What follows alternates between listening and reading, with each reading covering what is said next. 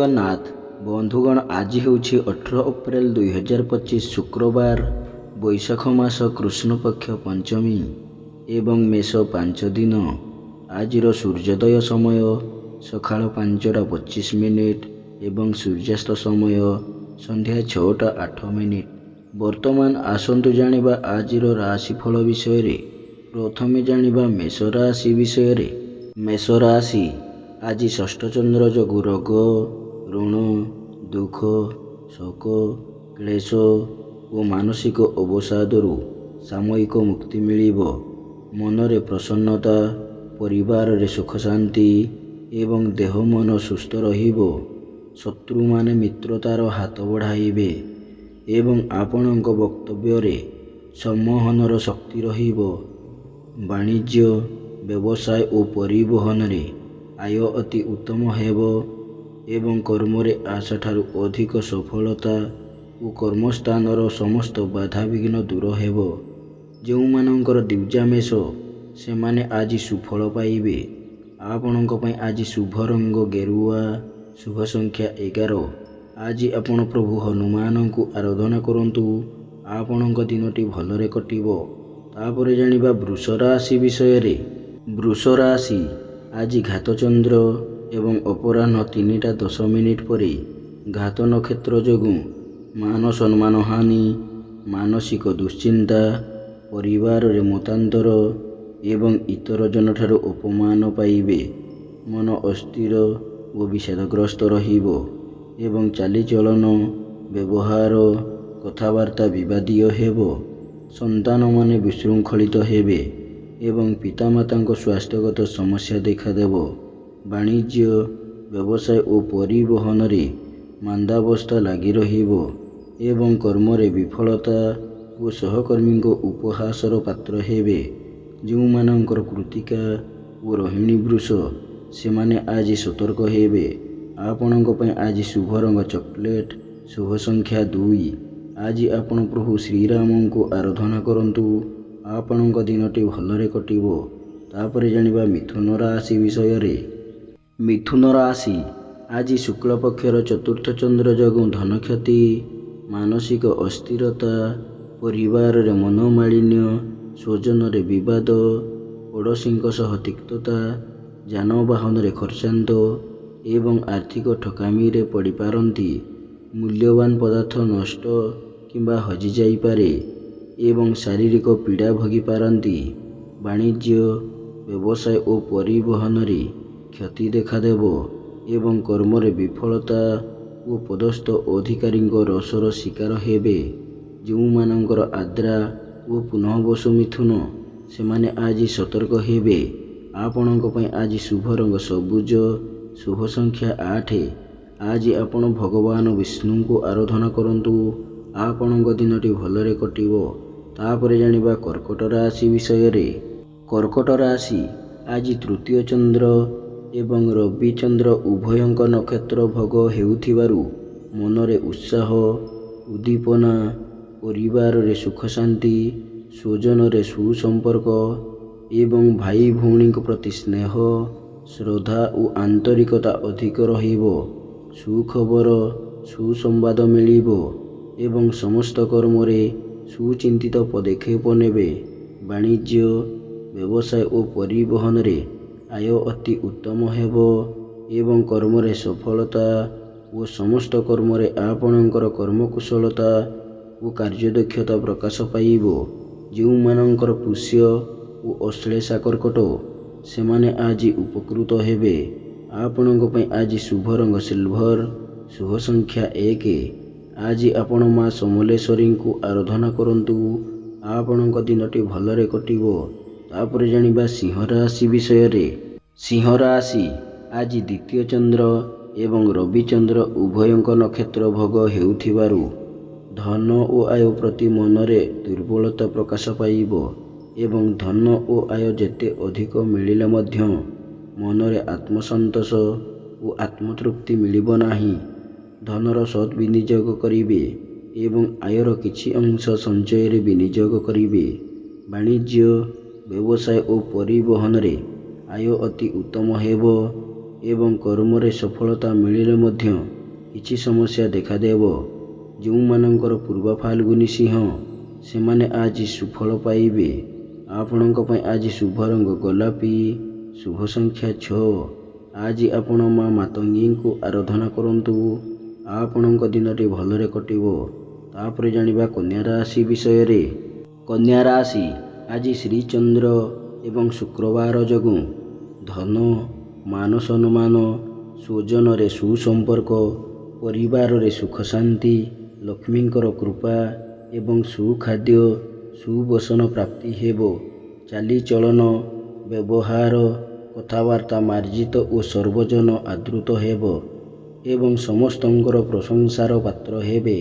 ଆଜି ବାଣିଜ୍ୟ, ବ୍ୟବସାୟ ଓ ପରିବହନରେ ଆୟ ଯାହା ହେଲେ ମଧ୍ୟ ମନରେ ଆତ୍ମସନ୍ତୋଷ, ଆତ୍ମତୃପ୍ତି ରହିବ ଏବଂ କର୍ମରେ ସଫଳତା ଓ ସମ୍ମାନ ମିଳିବ।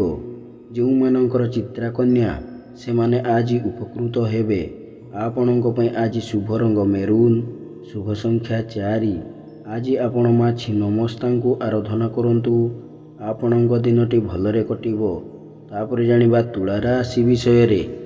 ତୁଳା ରାଶି ଆଜି ଦ୍ୱାଦଶ ଚନ୍ଦ୍ର ଯୋଗୁଁ ଆୟ 5 ଟଙ୍କା ହେଲେ ବ୍ୟୟ 25 ଟଙ୍କା ହେବ ଏବଂ ଆର୍ଥିକ ସ୍ଥିତି ପ୍ରଭାବିତ ହେବ। ମନ ଅସ୍ଥିର ଓ ବିଷାଦଗ୍ରସ୍ତ ରହିବ ଏବଂ ଚାଲିଚଳନ, ବ୍ୟବହାର, କଥାବାର୍ତ୍ତା ବିବାଦୀୟ ହେବ। ସମସ୍ତ କର୍ମରେ ଭୁଲ ନିଷ୍ପତ୍ତି ନେବେ। ସତ୍ସଙ୍ଗ ପରିତ୍ୟାଗ କରି କୁସଙ୍ଗରେ ପଡ଼ିବେ। ବାଣିଜ୍ୟ, ବ୍ୟବସାୟ ଓ ପରିବହନରେ ଆୟଠାରୁ ବ୍ୟୟ ଅଧିକ ହେବ ଏବଂ କର୍ମରେ ବିଫଳତା ଓ ସମସ୍ତ କର୍ମରେ ଅଯଥା ବିଳମ୍ବ ଦେଖାଦେବ। ଯେଉଁମାନଙ୍କର ଚିତ୍ରା ଓ ବିଶାଖା ତୁଳା ସେମାନେ ଆଜି ସୁଫଳ ପାଇବେ। ଆପଣଙ୍କ ପାଇଁ ଆଜି ଶୁଭ ରଙ୍ଗ ନୀଳ, ଶୁଭ ସଂଖ୍ୟା 12। ଆଜି ଆପଣ ମା କମଳାଙ୍କୁ ଆରାଧନା କରନ୍ତୁ। ଆପଣଙ୍କ ଦିନଟି ଭଲରେ କଟିବ। ତାପରେ ଜାଣିବା ବିଛା ରାଶି ବିଷୟରେ। ବିଛା ରାଶି ଆଜି ଏକାଦଶ ଚନ୍ଦ୍ର ଏବଂ ରବିଚନ୍ଦ୍ର ଉଭୟଙ୍କ ନକ୍ଷତ୍ର ଭୋଗ ହେଉଥିବାରୁ ଘାତବାରର ପ୍ରଭାବ ରହିବ ନାହିଁ। ଧନ ସମ୍ପଦ ବୃଦ୍ଧି ପାଇବ ଏବଂ ଆୟର ନୂତନ ମାର୍ଗ ଖୋଲିବ। ମୂଲ୍ୟବାନ ଧାତୁ, ଭୂମି ଓ ଯାନବାହନ କ୍ରୟ କରିବେ ଏବଂ ଉନ୍ନତିମୂଳକ କର୍ମରେ ଧନର ସତ୍ ବିନିଯୋଗ କରିବେ। ସମସ୍ତ ଗୁରୁତ୍ୱପୂର୍ଣ୍ଣ ନିଷ୍ପତ୍ତି ନେବାରେ ସମର୍ଥ ହେବେ ଏବଂ ସମସ୍ତ ସୁବିଧା ସୁଯୋଗ ହାତ ପାହାନ୍ତାରେ ଉପଲବ୍ଧ ହେବ। ବାଣିଜ୍ୟ, ବ୍ୟବସାୟ ଓ ପରିବହନରେ ଆୟ ଉତ୍ତମ ହେବ ଏବଂ କର୍ମରେ ସଫଳତା ଓ ପଦସ୍ଥ ଅଧିକାରୀଙ୍କ ଶୁଭ ଦୃଷ୍ଟିରେ ରହିବେ। ଯେଉଁମାନଙ୍କର ଅନୁରାଧା ଓ ଜ୍ୟେଷ୍ଠ ବିଛା ସେମାନେ ଆଜି ସୁଫଳ ପାଇବେ। ଆପଣଙ୍କ ପାଇଁ ଆଜି ଶୁଭ ରଙ୍ଗ ଲାଲ, ଶୁଭ ସଂଖ୍ୟା 3। ଆଜି ଆପଣ ମା ଚଣ୍ଡୀଙ୍କୁ ଆରାଧନା କରନ୍ତୁ। ଆପଣଙ୍କ ଦିନଟି ଭଲରେ କଟିବ। ତାପରେ ଜାଣିବା ଧନୁ ରାଶି ବିଷୟରେ।